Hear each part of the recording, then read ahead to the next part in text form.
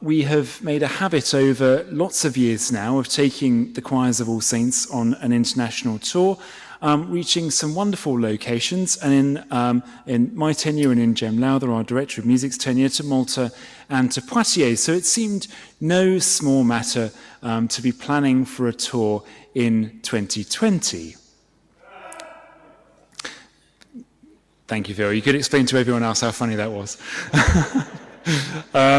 And while we're used to the challenges of going over the waves, we didn't quite expect to have to traverse waves, tears, work events, and goodness knows what else on the way.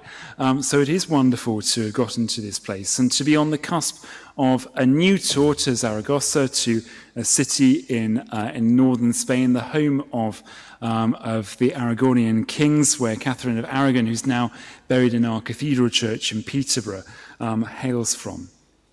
Tonight's programme consists of a series of wonderful choral works, which will be introduced as we progress through the concert.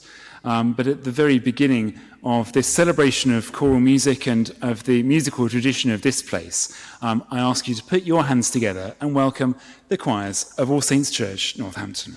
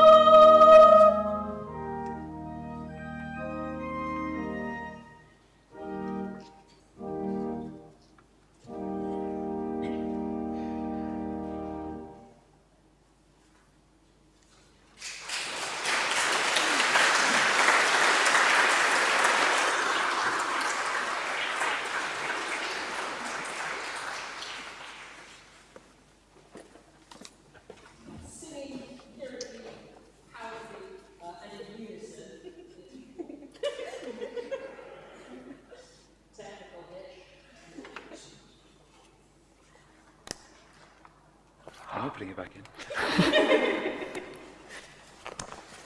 The on button always helps. Oh, hello. Singing lyrically, powerfully, and in unison is an important part of the training here. However, unison singing does not a choir make. I'm probably not alone in having a vivid memory of my first time being in a group that sings in harmony. Even youngsters who've energetically pursued every musical opportunity available to them might not have sung in harmony before coming here. Singing in parts wakes up and engages new parts of the brain. Young people are endlessly curious and extremely ambitious for themselves. They're not interested in things which are easy. So the fact that singing in parts is difficult, often extremely so, is what they find enjoyable. Having introduced you to the trebles already, I'm now going to introduce you to the other parts, the altos, the tenors, and the basses, or the back row, as we call them. Back row is one of those funny choral euphemisms. It refers to the fact that when we're in the stalls, the trebles stand on the two front rows, and the other parts stand behind. So, in case it comes up in a pub quiz, back row means altos, tenors, and basses. Our back row here is made up of adults and teenagers, many of whom are graduates of our treble line. Singing a harmony part, as I said, is not easy, and it's no coincidence that the people skilled enough to do it have almost invariably been through an initial training as a chorister. We're going to sing for you Gibbons's Magnificat and Nunc Dimittis, something we sing at Evensong every week, and this is one of our absolute favourite settings.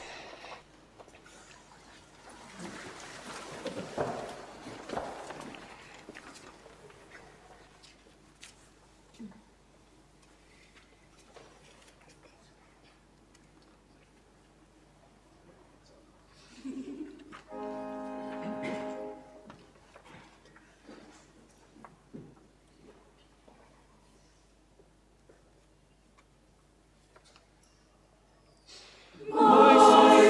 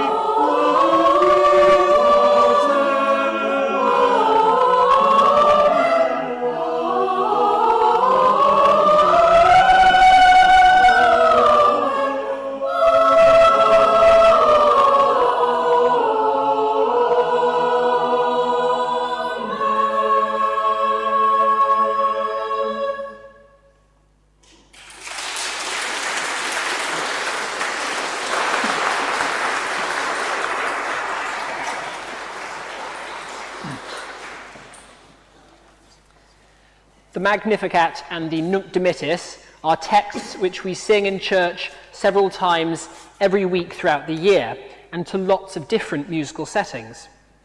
Sitting alongside this ordinary repertoire are pieces of music associated with particular points in the church year. Following the rhythms and contours of the liturgical year and exploring them musically is one of the really special things about being in a church choir. Like everyone, we always love it when Christmas rolls round and we get to sing our favourite carols. If anything, however, it is what follows, the music of Lent, of Passiontide, and of Easter, which is more special and perhaps less well known. The next item in our programme is a piece we often sing on Ash Wednesday. It is a beautiful setting of some verses of Psalm 39 by a composer called Maurice Greene, an English composer of the same generation as Bach and Handel. In addition to the trebles in the back row, this piece features another very special musician, that is our organist, Lawrence Caldecott. Now, there are many organists knocking about in the ether, but Lawrence really is one of the very best. In addition to being a sensitive accompanist, he's also an exceptionally brilliant improviser. The next piece gives you an opportunity to hear both of these skills in action. In Maurice Greene's day, it was conventional to write organ parts which indicated the type of chord you should use, but not the exact notes.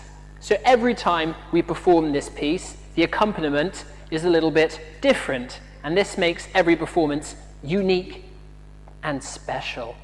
So, ladies and gentlemen, Maurice Greene's Lord, Let Me Know Mine End.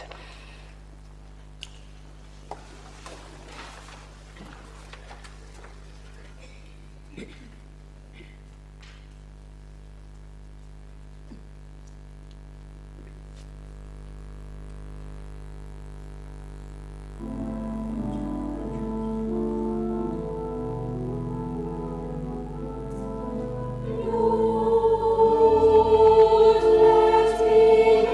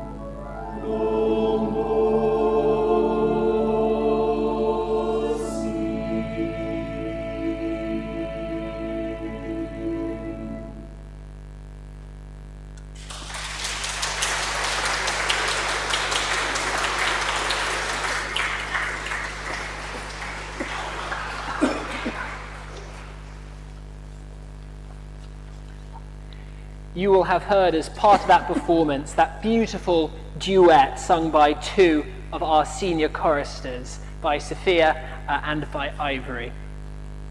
When they join, our younger members find that they've got a great deal to admire in the loyalty, dedication, and hard-won skill of our older singers. Our next piece also features a voice of seniority within the choir. This comes in the form of our longest-serving choir member, Michael Waterfield, who has some words to say about the piece you're about to hear.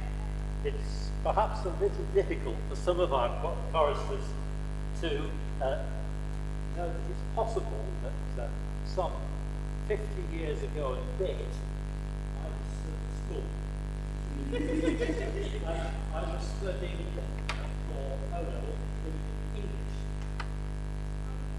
One of the authors, who became A-level that year, was famous 15, 16 and 17 John Donne.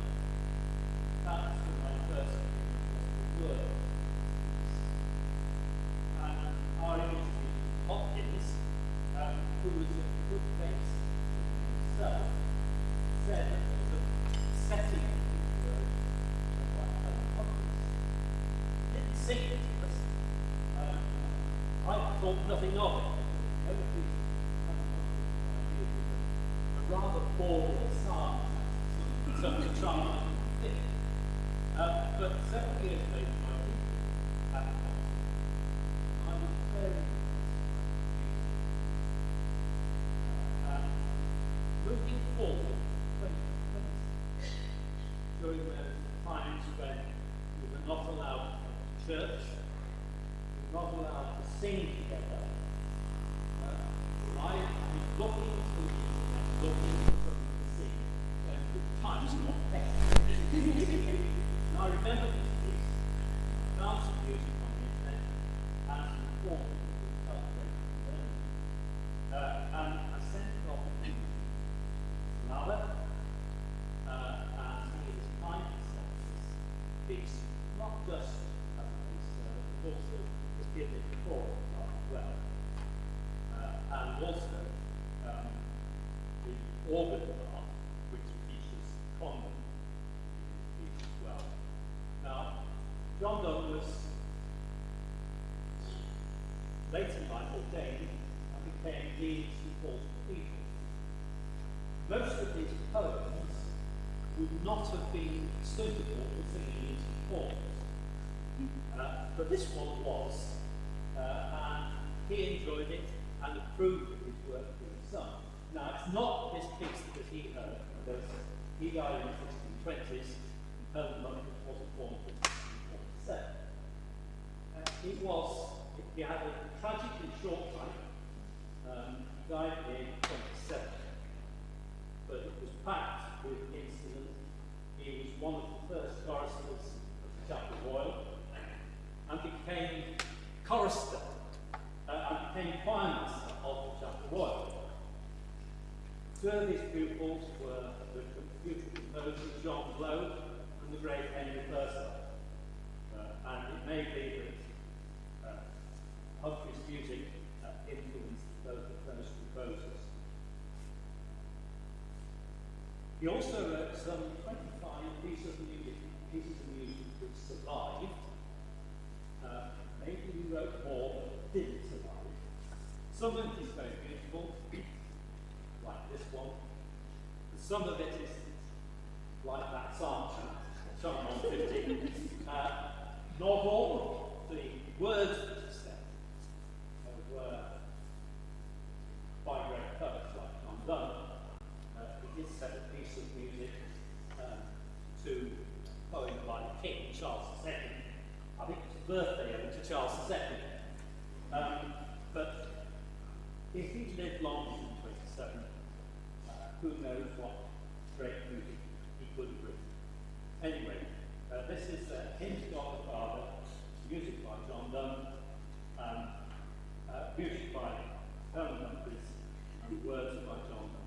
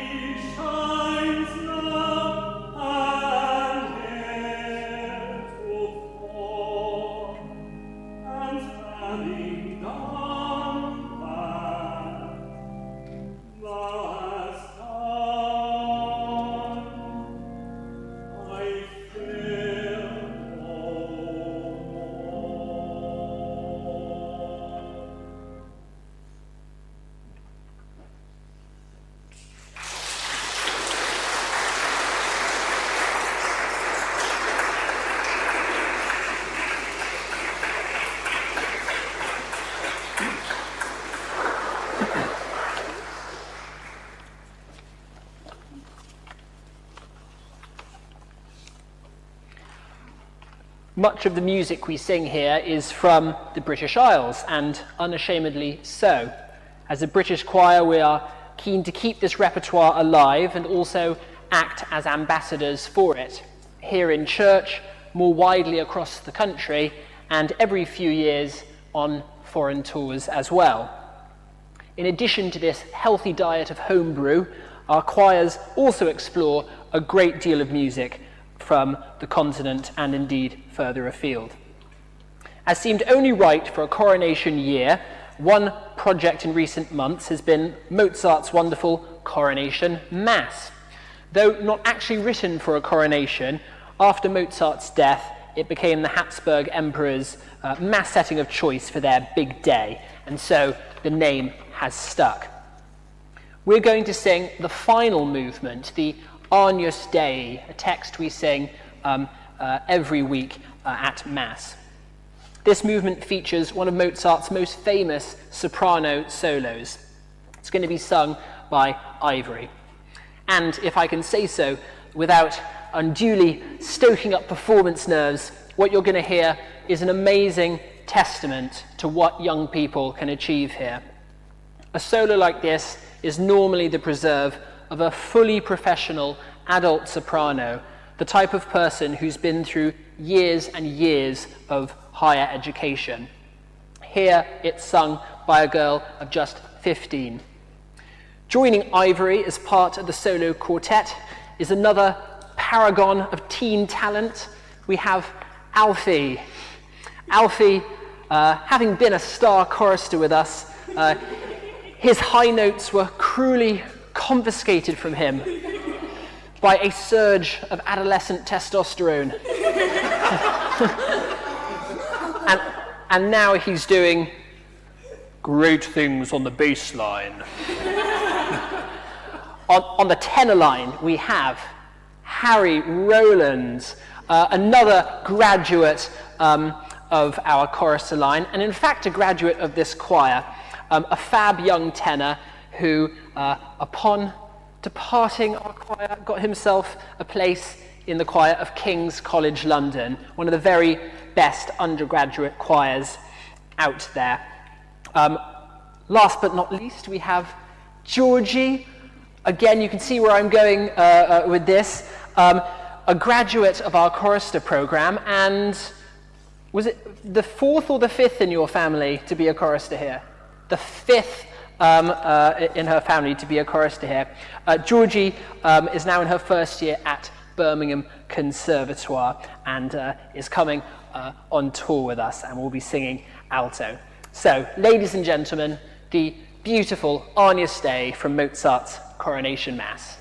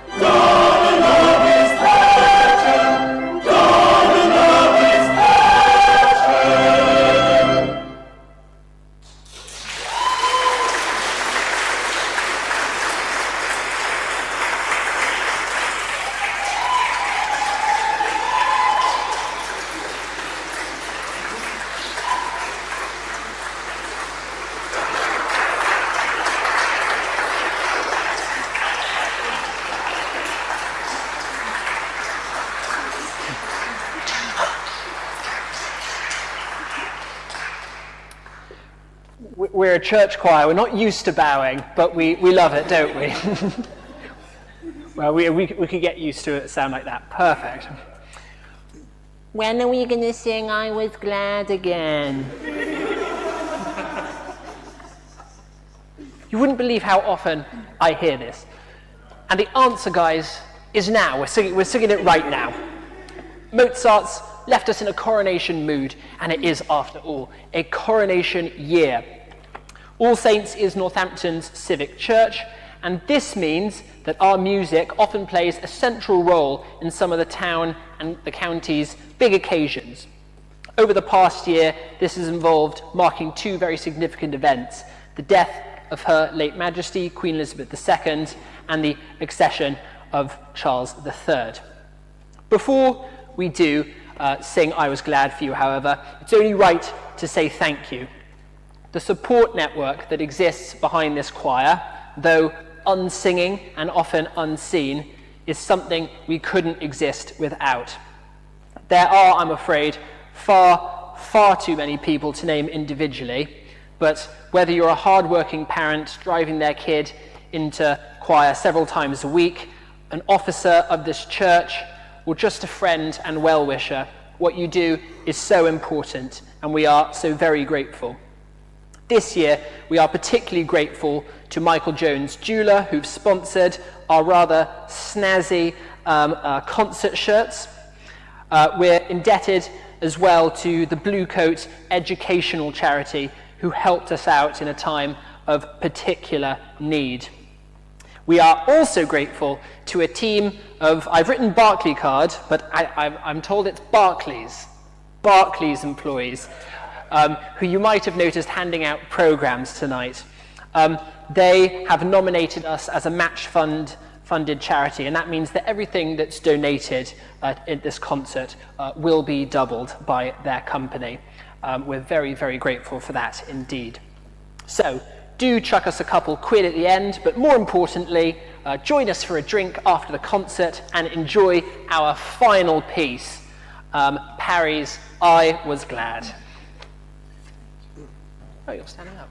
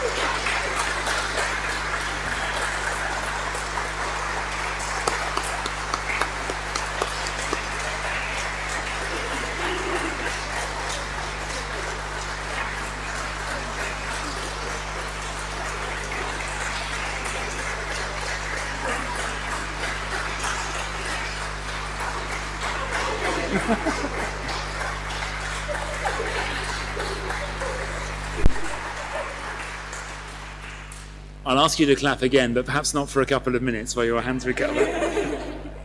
What a wonderful way to mark the end of the choir's academic year, an eventful year, as you've heard, with so much in it that so much has kept us going, as well as the bread and butter of our week.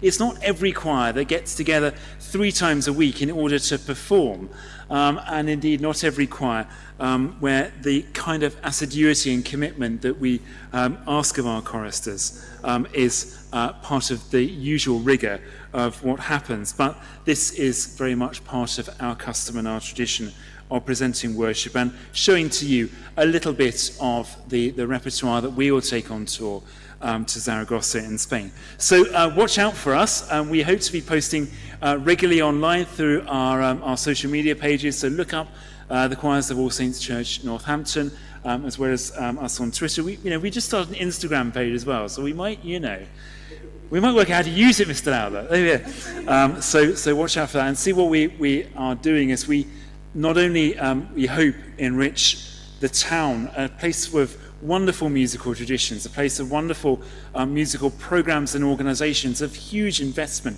producing one of Northamptonshire's most important exports, and that's our musicians. But also taking this across the world and to make new friends and to meet new people. This requires, of course, the support of choristers and choir parents, as you've heard, of the whole church who sustains and supports all these young people as they do it. A church whose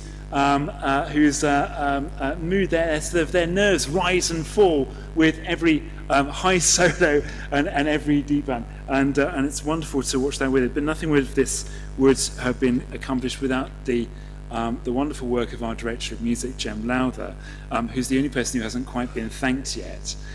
So along with all of our musicians and those who have presented such a fabulous performance this evening, with our assistant organist, Lawrence Cordigo, who's worked so hard on the organ stall, perhaps you will give all of these people a round of applause, but especially Jem Lowther, our Director of Music.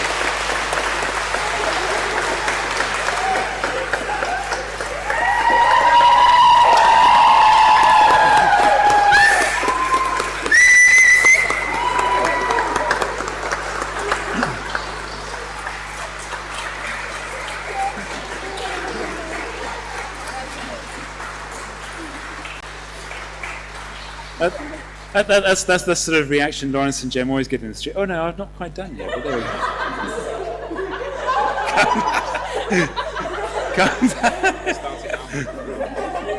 go. Come back just for a moment and you might get another round of applause. Those ones leading the charge really weren't my children. On your way out, you've heard the wonderful financial support we've had to go on tour. Taking 35 people on tour costs in the region of about £20,000. It's a huge undertaking, but a wonderful part of the musical enrichment they were able to give. It's not a jolly, it's intrinsic to the Musical Education Foundation that we've invested in for lots of years in this place. But it does, of course, and in particularly in today's world, it does cost money. So we are indebted to you for whatever you are able to give. As you've already heard, Berkeley Carr will double it. If you fill in one of the white envelopes that you'll find in your place, mark the Friends of All Saints Music, and fully fill out the form, then even Jeremy Hunt will give us, Jeremy Hunt will give us an extra, sorry, what now? I was very careful with my diction. Will give us a little bit of, because every little helps on our way to Spain, and indeed to preserving this wonderful custom of taking those things that are made in Northampton and making sure they end up in all kinds of corners of the world, and as we do. There are refreshments outside. There's a chance to gather and to remain behind to hear a little bit more about what's been going on here, and to talk to some of our wonderful musicians, as well as to celebrate tonight's great success. But for the last time, and as they leave the church, perhaps you'll give the Choirs of All Saints Northampton a round of applause.